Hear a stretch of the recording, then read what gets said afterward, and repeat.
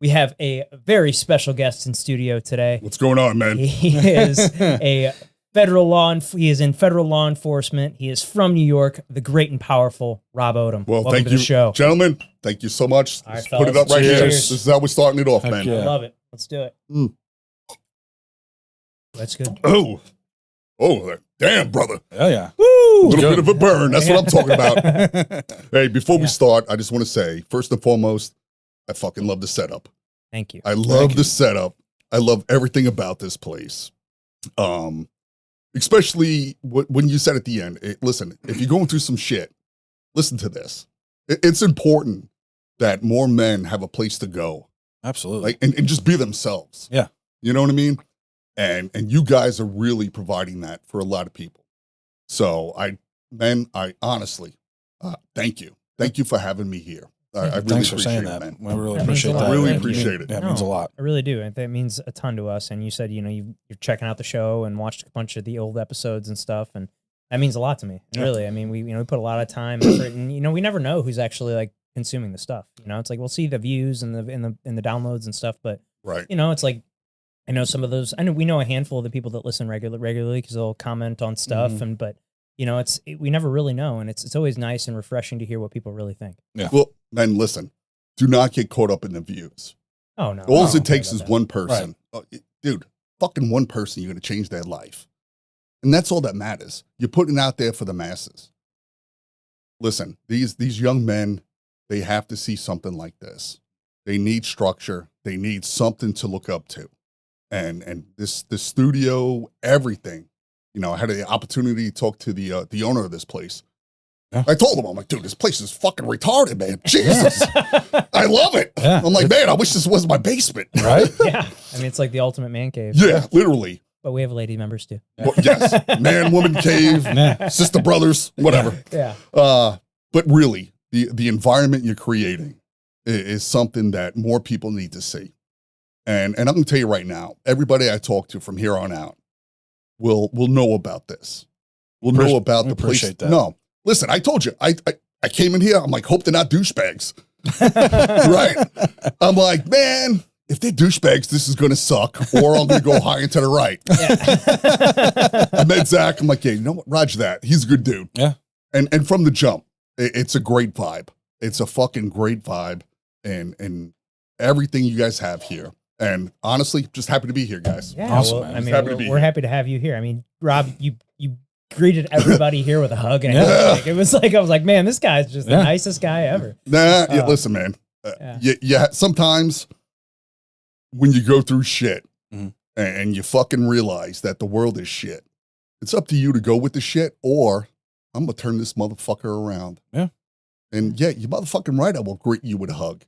You know why? Because no one else will. Yeah. Yeah. And you know what? You having a bad day? Yeah, roger that. Get over here, motherfucker. We're going to turn this around. Hey, get over here, big Get over guy. here. You like baseball?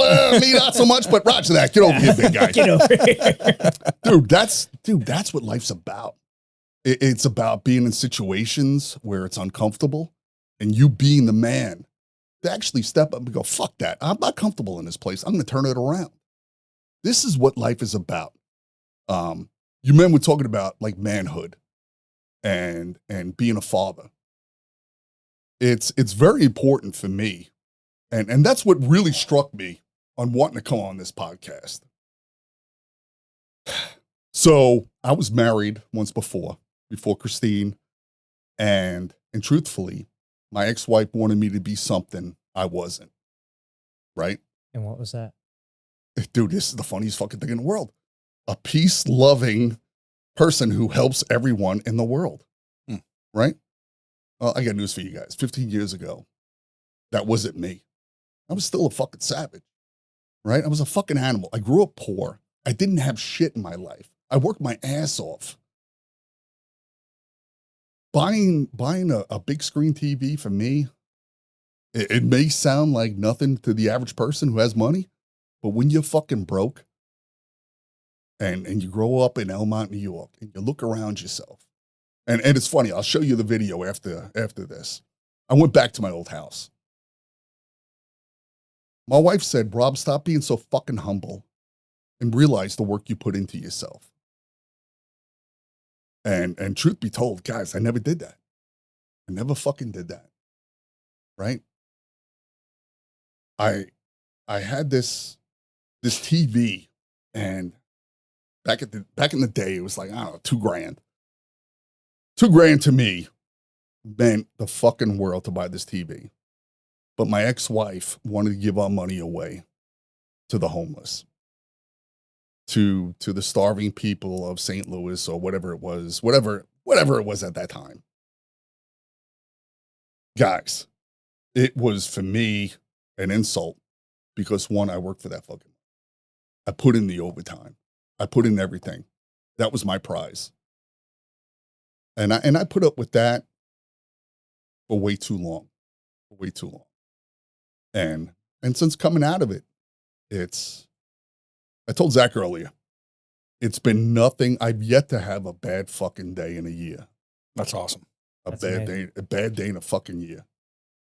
So, sorry. No, listen, good. man, I'm going to tell you right now, I got diarrhea of the mouth. Our safe word is pumpernickel. Okay. So you say that, I'll stop. No, I love it. Roger that. No, yeah, you talk as long as you want to talk. Yeah, that's what we're here for. We're here We'll let people tell their stories. That's what we want. That we want it out there. All right. So. Here's my story. Here it is. Condensed. And it's pretty fucking wild. My brother Rich and I, we grew up in Elmont, New York in the 80s. Right. So where's that at? It's right outside of Queens. It's Okay. like, I want to say maybe an exit or two outside of Queens. Okay. Right. And this is the funniest part. Beach Street 2 Electric Boogaloo was the shit. I actually went to breakdancing school. Really? Listen to me. This is the greatest fucking thing in the world. People look at me, blonde hair, blue eyes. Oh, you're from Missouri. Motherfucker, I am not from Missouri. The second I open my mouth, man. Yeah, the second you open your mouth, you realize you're not from around here. Roger that.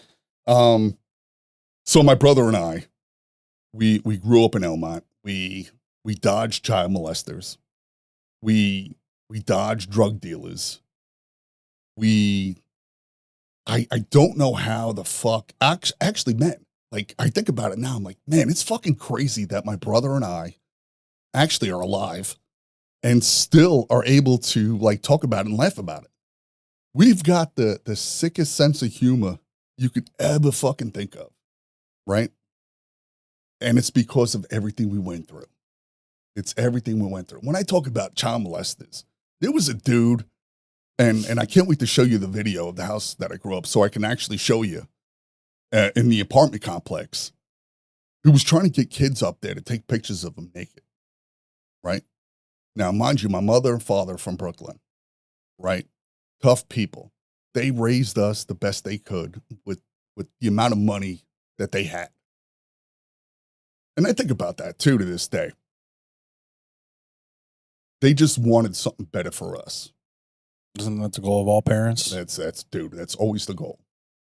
And I'll touch upon that in a second, but back to me and my brother, dude, we used to sit there out in the front yard. When I say front yard, it was all gravel, concrete, the whole nine, breakdancing, doing our thing, Beach Street 2, Electric Boogaloo, white lines playing. Bro, it was the greatest fucking thing ever. The greatest thing ever. Because we didn't know anything else. You know what I mean? When you don't know anything else and you're living in the moment, fuck, it is so beautiful. It's absolutely beautiful. And we talk about this a lot. There was one time I was going down the block to buy my mom and dad cigarettes back when you could. Yeah, when you could go buy your parents listen, cigarettes. I'm 49. I thought you guys are in your 30s. Like, next 10 years is going to be awesome for you. My mom, Marlboro Reds. My dad, Cool. Cowboy killers, huh? Yeah, dude, motherfucking right. Yeah, I think about it, I'm like, wow, how you still alive? Yeah. You know what I mean? Jesus, Christmas. So I was walking down the block, and I saw this pimp beating the shit out of his employee, his hooker. Maybe bottom bitch, who knows? Maybe not. Clearly he wasn't, because he was whooping her ass. And I stood there, a little blonde-haired, blue-eyed boy staring at this huge black dude. And he turns to me and goes, "You want some too?" I'm like, "No, I just kept it moving. Dude, this woman's face was bloody as hell, and I just kept it moving. Just kept it moving like it was a normal day, right? Bought my mom and dad cigarettes, walked back like nothing ever happened, right? Another time, this is fucking great. I'm walking to get my mom and dad cigarettes. Right next to the tobacco store was a hardware store, and they were selling onion bulbs. So 7-year-old Rob Odem is like, I'm going to take these fucking onion bulbs and I'm going to throw them at fucking buses. Man, when I tell you, I was freaking winging them at these buses and I was nailing them. Like, yeah, I got it all on me. I go in, I buy the cigarettes. I go to grab another onion bulb and the hand comes out and reaches me and pulls me into the store.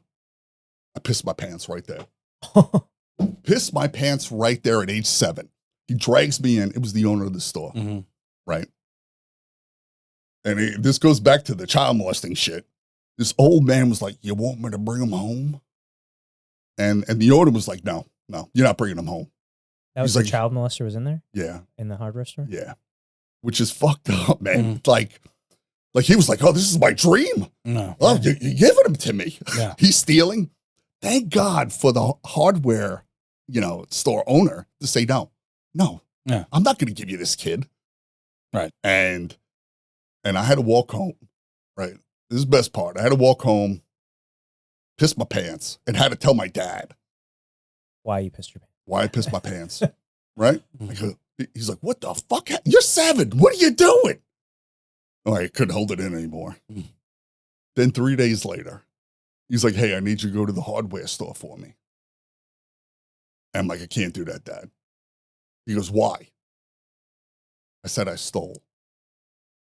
My dad grabbed my fucking arm and marched me down to the hardware store. Made me stand in front of him and apologize for stealing. And he told me, as men, as Odem men, we do not fucking steal. We don't ask shit from anybody. If you want something, you fucking earn it. Plain and simple. And guys, that's the foundation right there, right? When a little bit older, and I get to see it, man. Like it could have been some kid in a fucking basement right now. Well, not anymore, but probably would have killed me by then. But man, these are the lessons in life that, maybe after the podcast, you should think about them. Like, how the fuck did I get here? You know what I mean? Like how am I here in this beautiful fucking studio interviewing just like people? Guys, you're living my dream. I got news for you. I fucking love it. I fucking love it, man. So, wow. Yeah. Well, so you grew up in New York. What led you to, what was next? Did you enlist in the military or? Woo! So this is what happened. We left Elmont. Okay. The poor neighborhood. We went to the rich neighborhood. Right? My aunt Dara, and my uncle Toro. God bless them. They were able to give my mom and dad enough money to co-finance to move to a nice neighborhood because my mom and dad wanted the best for us. Little did they know their son's retarded. And I'm just like, fuck it, man. Can't say the R word. Sorry. But it is what it is. Listen, I'm from a different generation. We moved there. And I would love to say it was the greatest experience of my life, but it wasn't. It was not. It was me not having what everybody else had, right? Me having no identity anymore. Essentially for 4 years, I was a fucking mute. And I couldn't. When did you move there? Like you were 7 and then 7th grade. 7th grade. So you're like 13. 13 to 18. Okay. Was it just feeling out of place? It was feeling out of place. It was moving to a place where I was introduced to my cousin's friends. They weren't my friends. They were my cousin's friends. So I was kind of forced into a position. You know what I mean? Like all the inside jokes. I'm like, what are you guys talking about? Yeah. But then in 1994, I joined the military. I joined the Air Force. And that's when the switch kind of straight up. And that's really where I found myself, started to find myself at least. You know, I'm always trying to find myself, even at 49. Sure. Who knows what the next 10 years are going to fucking bring for me. So I get there, and I went in there with a guaranteed contract as military police. So the plan was to, I don't know if you guys are aware of this, Nassau County cops make the most money, top 3 in the nation, right? Who is this? Nassau County, Nassau? Long Island. Okay. Nassau. I didn't know I'm trying to enunciate things Yeah, here. Sorry, you're good. Nassau. Sorry, guys. that. No, I didn't know that. Yeah, so they make a grip of money. So my intent was this: go to the military, get the experience, come back back home, right? Do my thing. Be a cop there. Yeah. Well, right before I was about to reenlist, and I'm getting my plans going in motion, my father's diagnosed with colon cancer. He's got 4 months left. Right, 22 years old. Right. It's. Do you guys still have your dad? Yes. No, dude, hold on to him. After this, give him a motherfucking hug. Okay. Because right now, you're looking at the product of someone who needed a father and had to build himself into the father he needed. Right? I didn't have a chance to, hey, Dad, I'm in Honduras. Should I do this with these crazy women? Right? I didn't have, hey, Dad, I'm thinking about moving in with this, this chick. What do you think? None of the man advice that you would want growing up, right? So at 22, I realized that part of me was dead, was looking up to someone. And I don't know how to explain it to you guys. I never put anybody on a fucking pedestal, ever. Right? Because they don't deserve it. They don't deserve it. We should never put another man on a motherfucking pedestal. Look at him. Evaluate. Roger that. He's doing the right thing. Keep it moving. Never want what someone else has. Right? So here it is. I'm this kid from Elmont, had nothing. I see everybody who has everything, and now I'm in the military, back to nothing. My kind of people. Mm-hmm. Right? We embrace the suck. We embrace the, you know what, this fucking sucks today. They're beating us into the ground. Man, it's, I look back at it and I miss it. I miss it. I miss the fact that you took a group of people from around the world and shove them into, I guess it was called a flight back then. 22 people from around, United States, and shove them into this room, and we're going to fucking train you, right? Personalities, whatever. They call it trauma bonding. I call it fucking awesome. Like straight up, man. It's, for me, it was easier coming from New York because I knew everybody. Black, white, Spanish, whatever, what ethnicity or whatever. But for a lot of those dudes, it was like, I've never seen a white person before in my life. I've never seen a black person before. And I'm like, you motherfuckers are out of control, right? Squish us together. By the end of basic training, greatest friends in the world. Back then, you don't have Facebook, you don't have the internet or any of that shit. Man, I got to tell you, I wish I could find those dudes. I wish I could remember their names. I can see their faces in my head, And then from there, I go to military police school, right? San Antonio, Texas. So now the military police, is that what exactly is your job description? Are you're to police the people within the military? All right. So this is the best way to explain it is, so you see the world as it is. Imagine it around a certain area, like a circumference or whatever, square. we're making sure the husbands and wives don't kill each other. We're making sure the kids are taken care of. No one's getting robbed. No one's getting stolen from, I should say. But the biggest thing is you learn when you bring that many people into that circle, you're going to have some motherfucking bad apples, right? My first experience at Maelstrom Air Force Base in Montana. So mind you, I went from New York to Montana. Talk about a motherfucking culture shock. Yeah, I was gonna say it's like two Man. places that are. First team I played on in Pro Bowl was in Billings. Dude, get over here. Roger that, dude. I've been there, done that. Love Billings.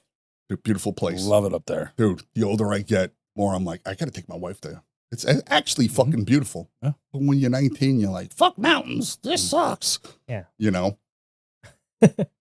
So my first 4 years, I did nuclear convoys, right? So I flew in a helicopter that they guarded the nuclear warheads all throughout Montana. I did that for 4 years. And the best part of that job was I get airsick. So I would, have to take Dramamine. But to counter the Dramamine, I would have to take rip fuel, old school rip fuel with ephedrine. Drink? No, dude, we're talking 95, 96. Rip fuel with ephedrine in it? I don't know what that is. Let's see. What's Rip Fuel? Oh, man. Dude, after this podcast, I'm going to fucking change your lives. You ready to work now? Forget about it. When I'm done with you, you're going to do twice as much. This shit was like legal crack. Okay. It had ephedrine in it. It had aspirin. It had caffeine. It had everything that it would take to get you to have the greatest workout ever. Is it like an energy drink or is it? No, it was pills. Like pills. Okay. Pills. It was called Rip Fuel. I'm sure a bunch of your viewers are going to be like, let me look this shit up. Yeah. It's not the same, guys. Knock it off. I looked. But I would take that shit, right? And I would be out of my mind. Like, I'm going home to my dorm room and I'm going to fucking paint and I'm going to vacuum and I'm calling in. Hey, by the way, you have a couple cars coming at you. Guys in the right lane, make sure you move to the left, right? Essentially, that was my job for 4 years. I was the eye in the sky, kind of like News 4 Today or whatever they got going on. So you're just a helicopter following like a big Yep. tractor trailer. And then we had a Mark 19 in there, automatic grenade launcher, in case we had to destroy everything. Listen, guys, when you're 19, 20, you don't even think about this shit. All you know is it's heavy and I need to work out and I need to get bigger. And that's all we thought about, I was there for 4.5 years. In 4.5 years, I had 5 near crashes in that helicopter. Oh, shit. Yeah. And it fucks you up more than you think. And it creeps up. Just the wind or what? Like, Dude, I wish it was wind. Motherfucking geese. geese. Oh, man. Canadian geese flying right at the windshield. Emergency landing. Then you get the hydraulic hose for the pedals and everything blowing. And it's squirting, sorry. Pause. And then you got to make an emergency landing in a crop field, man. It's going up a hillside. But you realize the Mark 19 and all the ammo, you didn't account for how much that weighed. And almost coming up, and you're watching the dirt go. It's fucking nuts. I can't believe I'm here. Yeah. Like literally, there is no reason for me to be alive today. It's wild. I'm thankful that I actually get to tell these stories, man. Yeah. It's fucking nuts, man. I'm telling you. So you did that for 4 years, you said? Yes. And then what next? How did you get into what was the next step after that? In the year 2000, I went to Honduras. No cell phones, no cameras, no nothing. You see these men going to Colombia. That was the original passport, man. It was the greatest year of my fucking life. When I tell you hands down, the greatest year ever of my life. When you were stationed there. And I was stationed there for a year. And it was every other weekend I got a chance to go to Tegucigalpa. That was the capital of, that's the capital of Honduras, right? When you go to a country like Colombia or Honduras or anywhere in South America, it changes your perspective on life, right? It was the greatest fucking year of my life. But yet I saw poverty like you've never seen it before, right? My first week there, they're like, "Hey, Rob, you got to go. You got to escort the garbage truck up to the garbage dump." I'm like, "Yeah, roger that. Too easy, dude." I'm in a Humvee with one other dude from the army. Don't know him, right? As we're pulling up, we're going through like this hillside, man. When I tell you the Honduran jungles and mountains are beautiful, I never thought like weeds and trees would be beautiful. I think about it now. I'm like, man, it's fucking beautiful going up that trail. But then there's this 8-foot fence, and it's lined up with at least 200 people pushing the fence. I apologize. Okay. Pushing the fence like this, going comida, comida. That's food in Spanish. Yeah. The truck in front of us was a deuce and a half. And essentially, it's like a big ass pickup truck. It's like a box truck, but it has like a pickup truck bed. And they were throwing out all of the food supplies from the BX that expired for a day or whatever it was. Man, these poor people would jump on the truck and try to throw bags off. We talk about men. The men would jump on that fucking thing and fucking throw bags and bags and bags off, right? So their family could eat first. They didn't have enough food. Dude, I'm 22. I'm trying to digest this shit. Like, what the fuck? What did I get myself into? I thought this was supposed to be fun.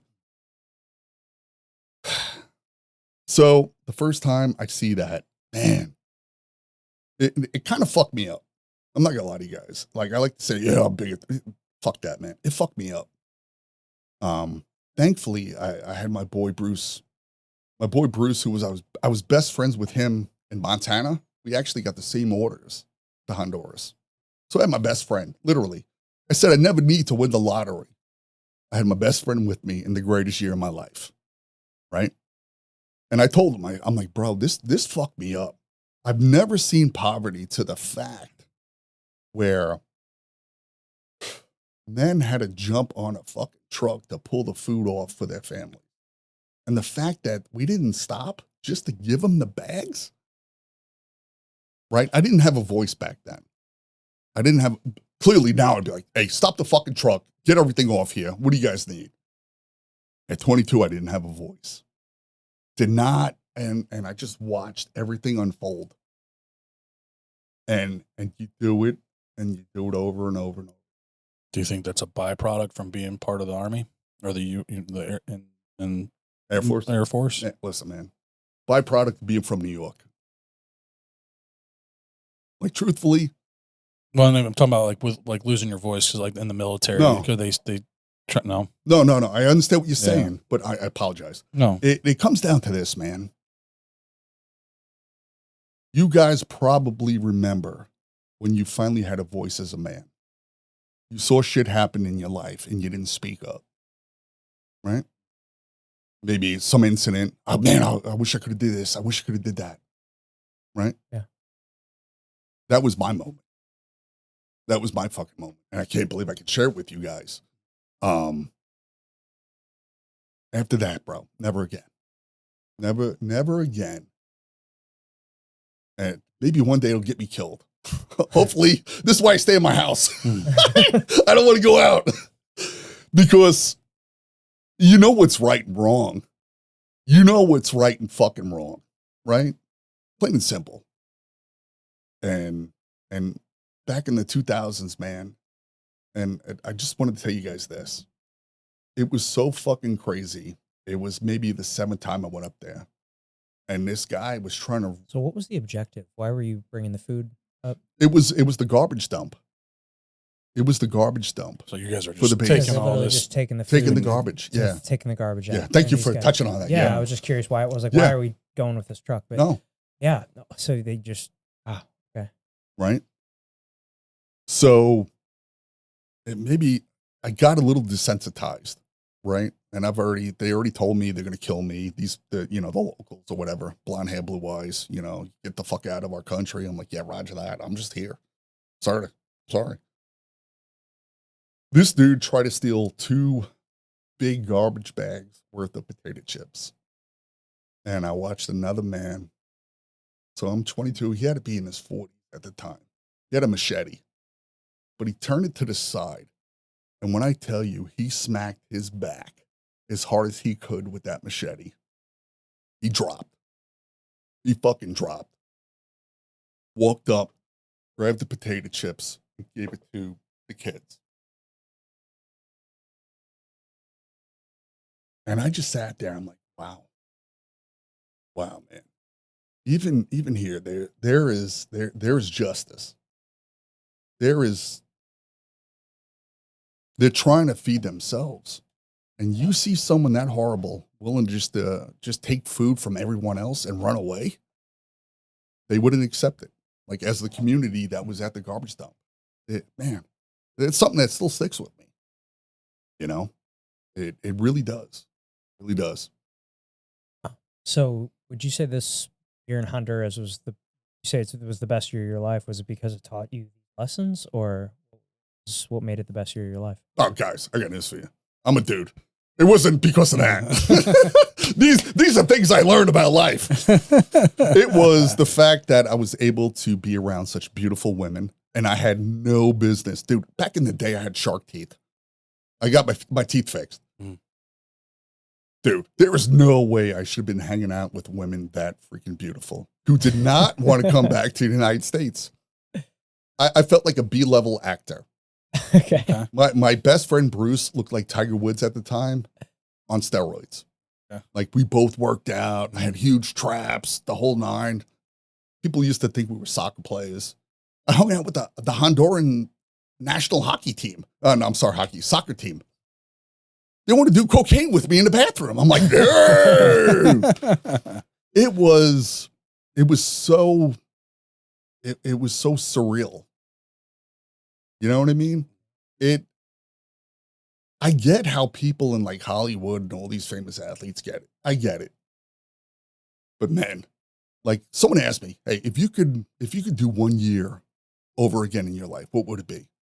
That's the one. People would be like, spend it with your dad. I'm like, no. Motherfucking Honduras, please. From the jump. And even with all the crazy stories and all the life lessons I learned, I didn't learn those life lessons until later on in life. I was just living in the moment, man. You guys were 20 at some time. Yeah. You just fucking living in the moment and you take a step back. Shit. That is fucking insane. Yeah. Like, and men, I got to tell you, that's been my whole life. My whole life has been people tell me, take a step back, look at it. That's not fucking normal. I think it's normal. It's how I fucking operate. Eric in the freaking, sitting back there, he's like, bro, you're going to love this. He's like, just be you. I'm like, am I anybody else? So ultimately, greatest year of my life. It was, dude, the music. Every now and then I'll go back, I'll throw on some old tracks and think about it like, can't believe I don't have AIDS. Holy shit. Sorry, a little too risky for the show. No, you're good. You're good. Roger that. A little You're good. uncomfortable. Yeah. No, Roger we're that. good. So from Honduras, how did you get into the whole canine training? Was All that years down the road? So this is what happened. After Hondo Nam, we call it Hondo, like Vietnam. I end up in Utah. I get there in August 2000. That military orders? Yes. Fix you there? Yeah. And then a month and a half later, 9/11 happened. Right? Originally, I was going to be a drill instructor, right? I felt like that was my calling. Back in the day, I was working out, very into discipline and making sure. It's kind of funny, man, the way I evolved. I wanted to make sure that the people joining the military were in the right frame of mind to understand that they were going into the military. Then 9/11 happens. And then I said, I got to do something different then. Dude, I'm from New York, right? Yeah. It's the city. The city in Long Island is completely different. When I say I'm from New York, I'm not from the city. I'm from Long Island, right? I rarely went to the city, if ever, maybe 2 or 3 times as a kid. You just don't fucking care. I'm not a tourist. Yeah. Yeah. I went and saw the Statue of Liberty in 6th grade. Cool, right? Something hit me, man. Even though I was attacked by a dog as a kid, I said, I'm going canine. Going canine. I think this is the route that I need to go to make a fucking difference in what's going on right now. You know, and how old were you guys when 9/11 happened? I was 7th grade. I Yeah. was in third, so I think you're like what, like 7? Okay. 8? Yeah, I'm like 13. Roger that. So check this out. 9/11's going on. I'm right outside the fucking gate of the base of Hill Air Force Base Oh. in Utah. Was that like on that day? Dude, the night before, epic party time. It's what you do in the military. I got a phone call from my buddy Steve. And Steve and I were still great friends, great man. Yeah, because that was what happened around 8:30, 9 o'clock in the morning in New York. Yeah. So that would have been what, 6 a.m. back in Utah? 3-hour difference? Yeah, but I didn't answer my phone. It was funny. I didn't answer my phone because I knew I didn't have to be up until a certain time.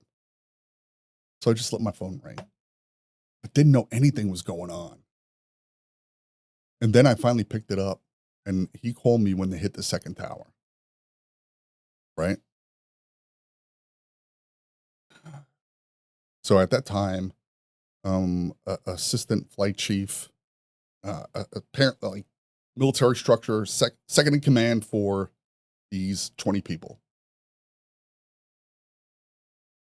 And I put my shit on and I tried to get into base.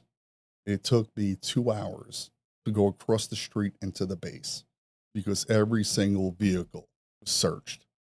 Every single person was brought out, checked for firearms, checked for everything. Surreal. Surreal.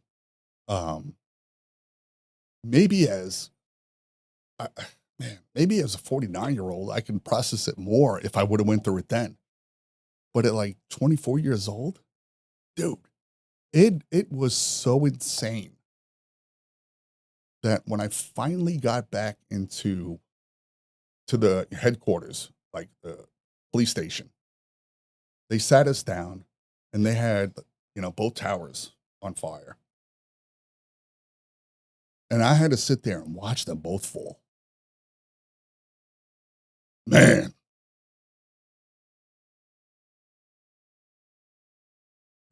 Man, I'm telling you,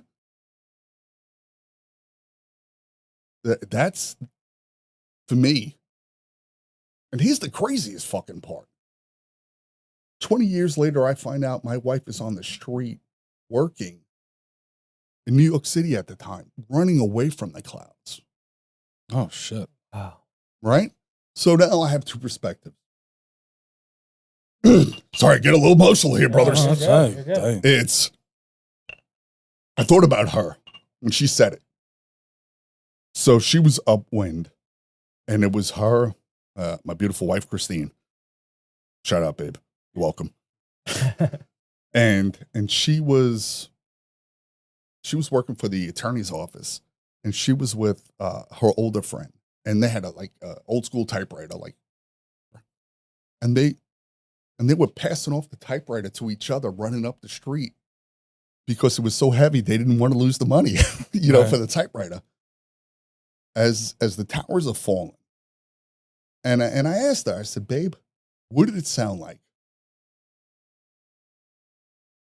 And she's like, Rob, truthfully, it sounded like something was growling, like, like the devil or whatever it may be was starting to growl. And then the shit started falling down. And then the clouds hit. And thankfully, they were running upwind, not downwind. Otherwise, they would have been contaminated with everything. And they got in there and they were safe. And they were safe. And this 20 years later, I find out about this. After everything I've been through, I watched them fall. It already changed my life. Now I'm not realize, fuck, man. My wife was personally involved in this shit that changed my life. Dude, the universe is fucking beautiful. It really is. The universe is fucking beautiful the way it brings people together. And man. Dude, sorry. Next question. You're good. Man, You're that good, just man. hit me, brother. You're good. Wow. Sorry. No, so where did now how did you get into the canine thing? It sounds like 9/11 was kind of the catalyst, and what was the next steps? All right. So so with the canine now, I caught you up a little bit my past. This is my bread and butter. Okay. Right? Canine. I go to canine school 2001 into 02. It's in Lackland Air Force Base over in San Antonio. It was, I think back it's okay. You know, it's kind of cool. You get attacked by dogs. You put fucking sleeves on. You see people get bit. You know? What kind of dogs are these? We're talking Malinois? Malinois, Shepherds, Dutch Shepherds. Malinois is clearly the best for any Right. kind of military operation. Police, I don't really Or think. missiles, Yeah. as I've heard them referred to. Yeah, listen, bro. The police don't need freaking Malinois. Really? They don't need them, No. man. They don't need them. Those little dudes, holy shit, man. They will fuck your world up. And they don't stop. Land sharks. They don't stop. Sharks. They don't stop, man. They don't stop. So I end up going there. I do my 16 weeks. The first 6 weeks is nothing but learning how to, you know, hey, listen, you're a bad guy. Let me let my dog go and teaching the commands. The next 10, finding bombs, detection, right? So I get out of that and then I deploy to the Middle East. So essentially, you're taking a dude right out of school. Hey, man, you graduated. Get to work. Hey, the war's starting. Get ready. Guys, I'll be honest with you. I had no fucking confidence in myself. They took a dog from someone else and gave him to me because he was a good dog. Dutchie. Dutch Shepherd, absolutely beautiful. Black. Had a little bit of brindle, but just a little bit. We go to the UAE, and the UAE was going to be the gas station for all the planes getting ready to bomb Iraq. Our goal right there was to make sure all the fuel trucks come in are safe. Insert PTSD right now. Guys, I don't know if maybe some other handlers understand this, but when you think you know what you're doing, it might be dangerous because when you 25 fuel trucks and your dog sits, that means there's explosives right They there sit. when they sit. That's their response. Mhm. They sit. My dog sat. Shit. When I try to, it's kind of like you're waiting for the bang to happen. But now you're row 5 of these 25. And now you got to walk out of there and think you're going to be okay. It fucks you up. It fucks you up. So in a situation like that, what happens when your dog sits? Or you release the bomb squad? Yeah. So we would call, that's what I did. I called EOD. I said, hey guys, listen, this is what we got. And this is the greatest part about the military is they trained us so well at the time. I was so calm. I wrote down the license plate. I wrote down everything and got the fuck out of there. And explained to the bomb squad, this is what it is. Meanwhile, I'm waiting kind of like in the back of my head, like, oh shit, it's about to blow. It's about to blow. It's about to blow. You gotta stay calm. Do that 3 more times. Jeez. Right? And the last time was right before they fucking bombed, I don't know, smart bombs and all that bullshit. Man, guys, I'm telling you, it's something different. It's different. You have a different appreciation about life, about people, the way you think. That's one of those that, like, you know, you can look back in your life and be like, what changed me? How did I become this person? Right there. There's another motherfucking lesson. Right there. The fact that I got out of there after the war started, meaning I searched it, I got back, I was safe, and that night, I worked the day shift. That night, they started bombing them. And I'm like, so, and that leads me up to this. After that experience, I say, you know what? I love this life. I want to be a canine handler as a contractor. Back in 2002, 2003, contract canine dogs were a huge thing, right? I applied. People wanted to send me to Iraq, Afghanistan, not yet Afghanistan, but Iraq, Middle East.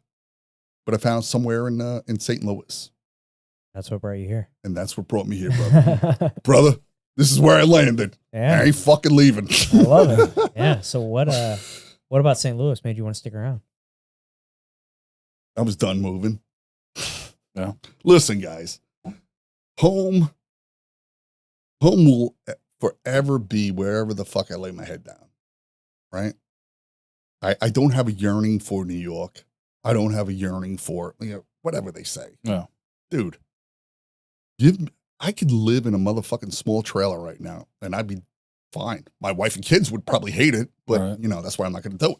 Yeah. It's wherever I lay my head down. I established myself as a hard worker, making sure the people in front of you, above bosses, whatever they may be, are they understand what you're doing, right? Don't give them a reason to question you, right? You fucking tell them, this is what I'm doing right now, and you do it. And I did that for 4 years as a contractor, and then the opportunity came for me to get back up to the federal side again. So I had 9 years in the Air Force, and then I joined. But I was able to enter the federal government again. And guys, I got to tell you, it's been the greatest thing ever. So from 2007 to 2011, pretty boring. Nothing really happened. Wish I had great stories now. 2011, myself, Larry, and Josh, my brothers. These are my two brothers. Just like what you're doing right now, starting this podcast, we built a canine program, right? We understood what was right and we understood what was wrong. And that's why I looked at you earlier. I'm like, fuck yeah, man, you're doing it right. You're fucking doing it right. Because you saw how many people fucked it up before you. Guess what? There's 4 of us. The other guy, I don't know how he got lumped in with 2 Marines and a dude from the Air Force.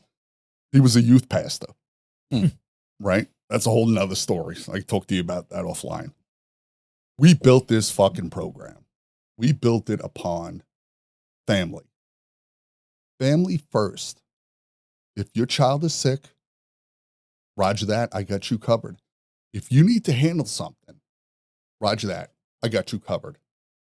Because I know you will have me covered when shit hits the fucking fan. Plain and simple. When you have, dude, I wish I had a third. I wish I had a third dude. Because it would be not just you and I. There's another personality involved. When you have three distinctive personalities, you got me, who I am, right? You have Larry, who was one of the smartest men I've ever met in my life, Marine. He's got a crazy story. Maybe I can get him out here to talk to you guys. And then you have Josh. Josh is the prototypical Marine who there is not a task that you can give him that he will not give you 100%. Right? So you got these three different personalities coming together. And as men do, we figure shit out. I'll handle the talking. Larry, you handle this. Josh, you handle that. And we built the greatest freaking canine program. It started off at 4 for the agency that I work for. Then I went to 6. Then I went to 8. And then when I left, it was at 12. And I would sit back and I would look. Go ahead. No, and what was are you guys training? Is it strictly bomb detection or Yeah. is it other? It's straight explosive detection. Okay. Right. I can tell you something about Missouri. Missouri's fucked up.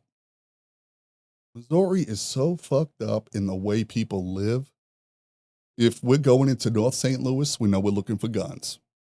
We go down south, we're looking for bombs. Oh, sorry. Because apparently, when you do meth, you love to build motherfucking bombs. Dude, my boy Josh went out on a call. A meth head blew his hand off with a pipe bomb. And they were looking for shrapnel. And the dog found it. Dog Found his passed hand? found the shrapnel from the pipe. Not the hand. The head was gone. There was guts everywhere. That's the kind of training we were doing. Like, work the dog past the guts and blood and whatever it may be. Took him right there. Dude, I'm telling you, guys, we live in a shell. If you really step out in the world and you want to get fucking deep, geez, my opinion is this. Let me go on the street and pull some motherfuckers in. I'll be the handler and you ask them questions. That's the fucking podcast. I'm telling you, man, it is so fucking wild to see how people live and what motivates them. And it was little yellow labs, and I'll show you guys pictures, creds and all that fun stuff. But here's the other thing about that whole job is, and I learned this from the military, because the military is different, is let's just say you get a different job. You got to, move. You just leave. Right? The dog sits there and waits for a new handler. With our program, it was, you got him as a pup. You got to fucking raise him. He comes in your home. He's part of your family. It changes your life. And when I got divorced, one of my biggest regrets, other than getting married, is I left my first dog with my ex-wife. I felt so bad. So little Lynn spent his last 2 years with her. And I saw pictures. She overfed him. Was he a canine? Yeah. Dude, greatest bomb dog ever. Yeah. Like, dude, it's so funny. Police work, you have nothing to show for it. You know what I mean? There is no finished product. It's a thankless job, too. Thankless job. Canine, guess what? There is. You have a dog, and you can actually show that dog is working, can find guns, and can find ammo, can find bombs. You can look at me and be like, man, you did your fucking job. And I could be like, you motherfucking right I did. That's why it's the greatest job in the fucking world. It's what you put into that. You have a product. Emotionally, it'll wreck you. Some days the dog will be on, right? Some days the dog will be like, I'm like, bro, have you ever smelled C4 before? Like, literally, the bomb is right there, bro. We're doing training right now. He's like, whatever. I don't want to do this. And for me, to be in that position for so long and to watch the the younger men come up. Again, trying to be that dad that I always wanted in my life since my dad passed. Going up to each and every one of them, going, guys, this is what it's about. Look at that fucking dog. Hug him. Keep a fucking hug. Because tomorrow might be terrible. Right. Enjoy this moment. Fucking live in the moment. You learn to live in the moment doing that. And man, I gotta tell you, it's the greatest thing in the world. Most nerve-wracking you've ever been through. Guys, I went to, sorry, put my leg up here, my hip's going dead. I went to a meth house in Kansas City, right? Apparently this guy was selling meth, and a certain federal agency was getting ready to do a bust. I was there to recover possible pipe bombs, guns, ammo. This dude was cooking meth and making pipe bomb.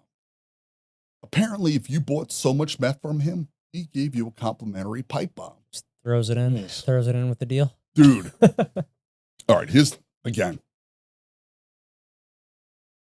Guy was maybe 25.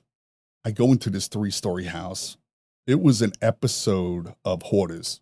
Really? Yeah, oh, dude. Except the amount of porn and dildos and adult toys and shit on the TV was out of control. His dad was 67, dating a 19-year-old. Right? So, again, it makes you evaluate what the hell's going on with this world. You know, that's the biggest thing, man. It was a wild situation. What's something your dog handlers understand about intuition that most people don't? I don't think most people trust themselves. I don't think most people, and dude, and it goes with the universe and maybe the way I found this job. It's coming from New York and dodging those child molesters and understanding situations like, probably not supposed to be here right now. Something's not right. Once you identify that something is not right, plan something to escape that situation. Get away. Get away. If you can't get away, roger that. What's next? How do we deal with this? How do we fucking deal with this situation now? Now we're stuck, right? What's the most logical way to handle this situation right now? And this goes from life, conversations in life, talking to people on the phone that you guys do. I'm sure you guys have fucking weird conversations with people and you're like, oh, fuck, I fucked up there. Constantly. Mm-hmm. Dude, yeah, roger that. Own it. Guess what? How am I going to figure out how to get out of this? And this brings me to the person you see today would not be possible if it wasn't for my wife, Christine, Dylan, and Jake, right? So I divorced my ex-wife. So Christine had 2 boys. Her husband had passed away at the time. I told you, like Marisol and I, we were making a lot of money, doing everything. Dude, nothing fulfilled something within my heart.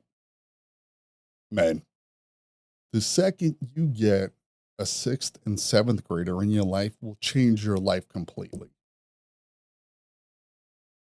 God bless me, the universe blessed me with the opportunity to mold 2 beautiful, amazing young men, right? Sometimes I ask why, why? I stopped asking why and just do. It comes down to this. Those young kids at the time was going through like COVID and everything else. And I told them this, and man, it was so funny. And I said, men, if shit hits the fan, do you want to call the police or do you want to fucking handle it? They're like, Rob, I want to handle it. I'm like, well, let me show you the gym now. I took them downstairs and I showed them how to start working out. Hindsight 2020, they're both fucking animals now. But guys, I've been given so many opportunities in this life that is so beautiful. I got to find a way to give it back. Right?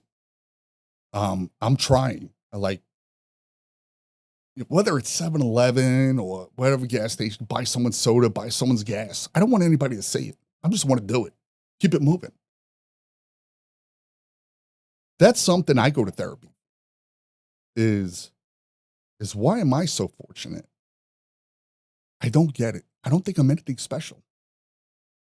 I'm just a dude who survived through a lot of fucking shit. So did my little brother. My little brother's fucking killing it in Florida. We can't understand. Maybe we're not meant to understand it. Is it more like a survivor's guilt or imposter syndrome? What do you think? Is it? You know what's funny about that? Imposter syndrome. I believed in that for a while until I really started talking to people. When you really start talking to people and really start understanding the words that they're saying, everybody plays a fucking role, man. Right? The biggest thing you guys can do as men, the first time you meet them, I came up to you and gave you a hug. I came up to you and gave you a hug. Disarm everybody. There's no posturing. There's none of this bullshit. Look at my cock. Oh, it's bigger. Let's throw it on the fucking table. No, there's none of that. Dude, we're on the fucking level. Let's talk. Let's be men. Once you get to that point, it's fucking, it relieves every bit of stress that you might have had. That's what it's about. You realize that everybody, especially right now in your 30s, you guys are fucking grinding. You're doing great things. You guys are killing it. It gets old. It gets fucking old. Right? How many times you got to pick up the phone? You're like, oh, this fucking dickhead. Jesus Christmas. Hey, Bill, what's going on? Mm-hmm. You know what? I stop that. I stop it. If my wife wants me to meet new friends, dude, I'm coming in with the same energy every single time. If you don't match that energy, this could have been a fucking, dude, this could have been a freaking abortion right now. But the fact that you're good men, it resonates. So you see what I'm saying, right? If you put that fucking energy out, the guy who resists, yeah, fuck that dude. Get him out of here. Get him out of the fucking room. We don't want that. That's the guy who's going to stab you in the back. That's the guy who's going to fuck you over. That's the guy who's going to ask you for money.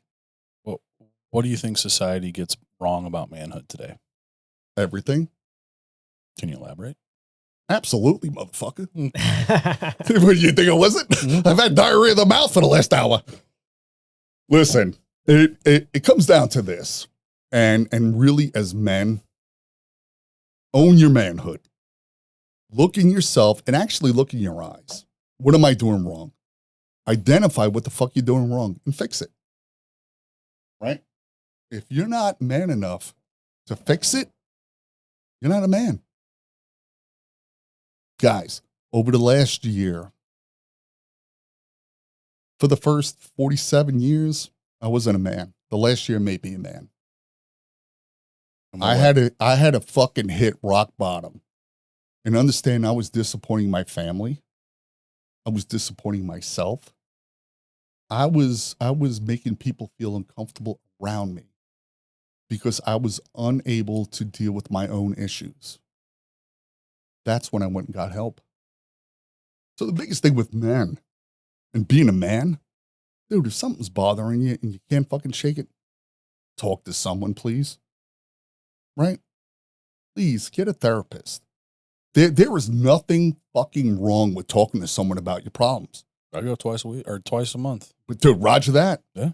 Dude, first, something funny.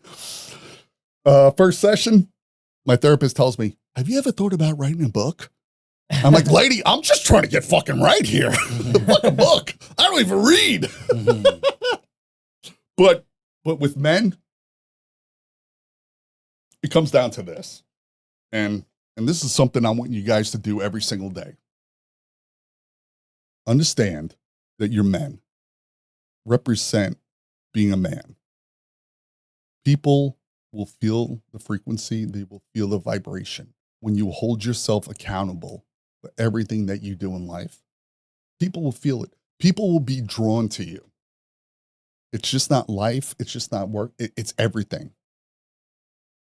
The second you decide to put all this bullshit behind you, yeah, man, it's like God mode. It's fucking crazy. It's the greatest thing in the world. But when you get there, use it for good. Use it for good. You keep helping. You fucking keep helping. You search out those who need help. Plain and simple, guys. It's plain and simple. Oh, That's incredible. How has within the last year and your journey through therapy, how has that changed your level of emotional intelligence for being a father? Here's the crazy thing, man. Emotional intelligence was always there. I didn't know how to fucking express it. Right? I knew when people were kind of going sideways during a conversation or whatever. Earlier, I thought I was putting you to sleep. You're like, I'm like, dude, I'm putting this guy to sleep. No. Jesus. No, I'm just fucking with you, man. Not at all. Yeah. It comes down to you go home every day and you have a wife and kids, right? You got your boys. There are some things you just don't want to say to your boy, right? At one point, I actually thought about, starting a fucking, become a stand-up comic because the amount of trauma that I've had in my life. We actually know someone who's ex-military who did become a stand-up comic. Dude, and roger he's that. Funnier and shit. Dude, I would love to vibe with that guy. Yeah, you'd love him. He's You'd love him, hilarious. yeah. 100%. But dude, emotional intelligence as men it's got to be supported. You got to be able to talk to your boy, and it's got to be reciprocated, because the second it's shot down, The first thing you're gonna do, clam up. yeah, fuck that. Yeah. No, I'm not doing anything anymore. Yeah, you know what? That's why I got Eric out there. Eric knows me inside and out. He knows my family side. I want my family to watch this. Actually, this is very selfish of me to say, I want my family to see this. This is who I am as a man, right? It's not the guy that you see at home laughing, joking every day. This is life for me every fucking day. And this is how I provide for our family. And this is how I get to take a chance and explain to you, yeah, I've been through some crazy shit, right? But I'm still motherfucking good. It didn't break me. Almost. But I laughed. I laughed at the end. At the end, I kind of laughed. I was sitting in my basement, and man, I had the freaking, all my shades was shut, mentally broken. And my wife came down. Here's the other thing.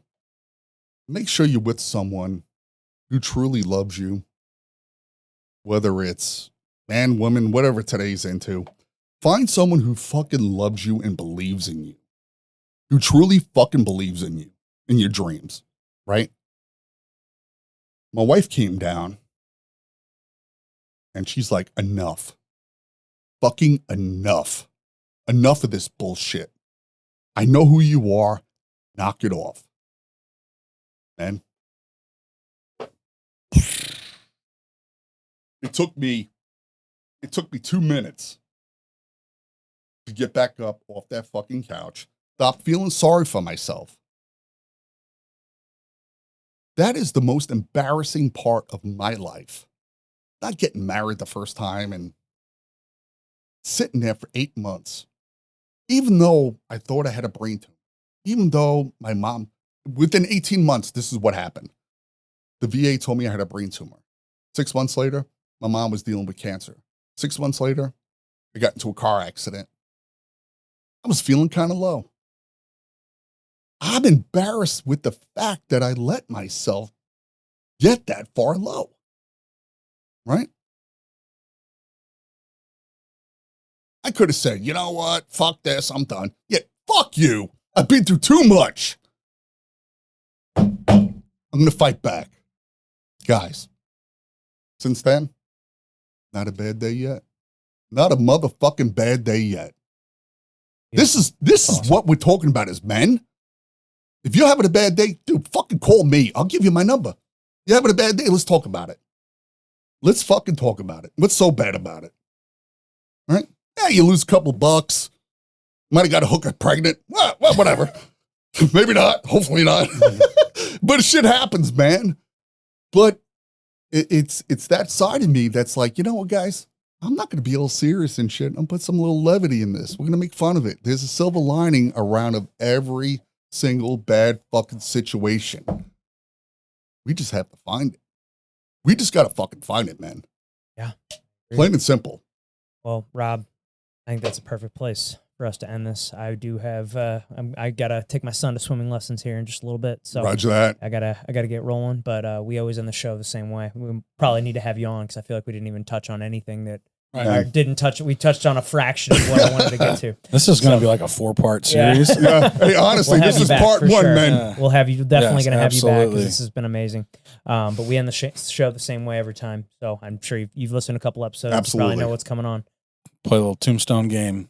Here lies Rob. What's it say on your tombstone? Fucking A right.